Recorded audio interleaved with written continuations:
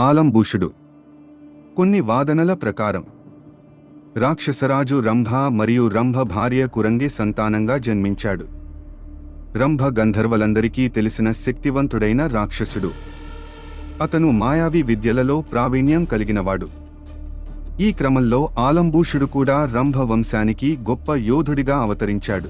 ఆలంబూషుడు చిన్నతనంలోనే రాక్షస విద్యలు, యుద్ధ కళలు నేర్చుకున్నాడు.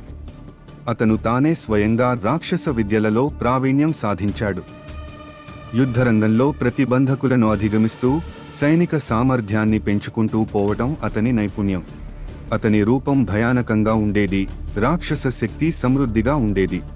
మహాభారత యుద్ధం ప్రారంభమయ్యేటప్పటికీ ఆలంబూషుడు కౌరవుల పక్షంలో చేరాడు.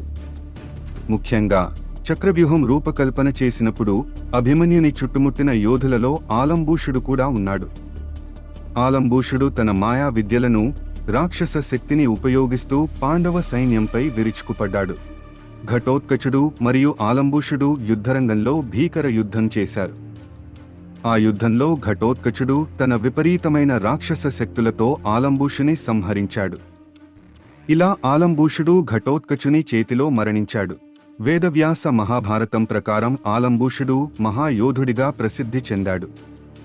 అతని పాత్ర చిన్నదైనా యుద్ధరంగంలో భయంకరంగా యుద్ధం చేస్తూ కౌరవ పక్షానికి కీలకంగా మారింది. రాక్షస వంశానికి ప్రతినిధిగా మాయా విద్యలను చూపిస్తూ మహాభారత యుద్ధానికి ఒక ప్రత్యేకతని అందించాడు.